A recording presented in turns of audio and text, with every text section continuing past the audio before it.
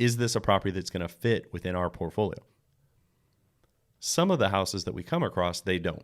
The highs with the lowest lows. That's like these days. World change, he on lockdown. Phone call 3 ways. I just pray that he find God now. It's no replay. On my way up to the top now. Maybe in a very simple manner, just explain what the difference is between a wholesale transaction and a buy and hold transaction. Sure.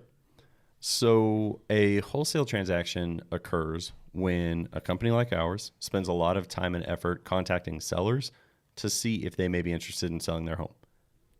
That effort to contact sellers takes a whole variety of forms, and we see it online and through all these other mediums. But it's really like mailing, it's digital campaigns, so like pay-per-click, social media, like company. All of that stuff. But the whole goal, and you make this point all the time, the whole goal of all of that work is ultimately to get a seller on the phone. That's right. Like that's the ultimate, like regardless whether we're mailing to them, whether we have a website set up, any of those strategies, the goal is to get our people on the phone with that seller. Having a conversation. So once we have got that seller on the phone, we're going to talk with them. We're going to understand what they're trying to do. Purchasing it in our business may be a fit, and it may not. In our experience, I would say that the properties that we're a great fit for is when the seller is sensitive on time, when they're sensitive on the terms of the sale, when the such as maybe they have like we had a seller who had a daughter who was dealing with kind of a chronic illness, and they didn't want a lot of people coming through the home. Sure. We had sellers who, like one of our sellers wanted to sell in under 10 days. We've had sellers who didn't even know how to find all the heirs of the property they were trying to sell. And so they're approaching us and saying, hey, one of the terms of the sale is I'd like to only sell 50% interest in this home. So there's a lot of different reasons why someone might approach us. If they don't have like one of those reasons, and your team gives this advice to people all the time, if you're just looking for top dollar in the market, my home's retail, Chip and Joanna Gaines, retail ready, all that stuff, then they should probably just contact a real estate agent and list this property on MLS. Right. As an investor, we're trying to buy a discount, and they're going to get more money if they do it that way, and that's the end goal for them anyway, so might as well give them good advice. Bingo. So what we're doing in that process is we're talking to these sellers. Yep. And you and I, what we want is to get an opportunity to look at as many of these properties as possible. Is this a property that's going to fit within our portfolio? Some of the houses that we come across, they don't, right? Location, like, we just did a wholesale deal on a property out in Fayetteville. We've got one in Wilmington, North Carolina, which is a little bit of a distance from us. While that's a market we love, we didn't love this specific asset. It wasn't something we want to add to our portfolio. So when those opportunities occur, what we look to do is to say, hey, do I have somebody who I may know who may be interested in buying this home?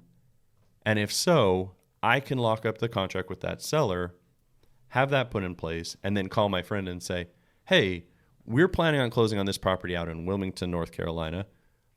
I may be interested in just passing those rights to you. Would you be interested in paying me a little bit for that?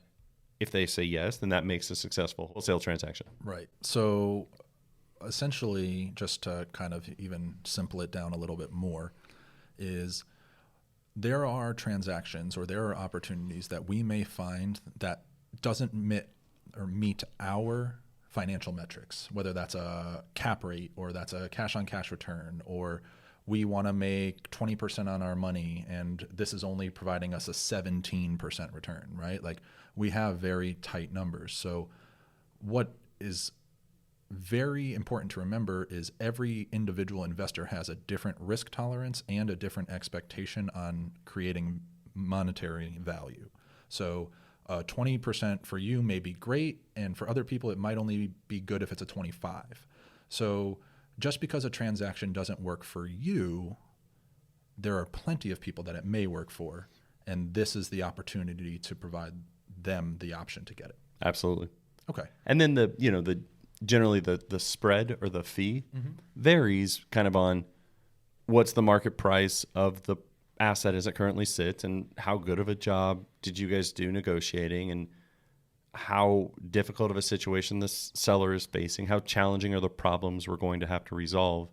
You know, when we think about if the property is completely retail ready, or if there's a hoarder situation who also happens to be a squatter, you know, resolving those types of issues takes time and money to resolve. And because of that, there's often a discount associated. Right. And the more problems that there are, usually the bigger the discount there is.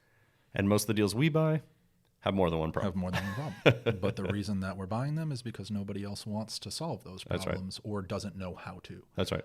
So again, one of the reasons that we're doing this today and in the future, guys, is there are plenty of opportunities out there that interesting situations come around. And we want you to know that if you have any questions, or if there's anything that may be a little bit unsure of, don't hesitate to reach out. You know, this is exactly what this type of stuff is for.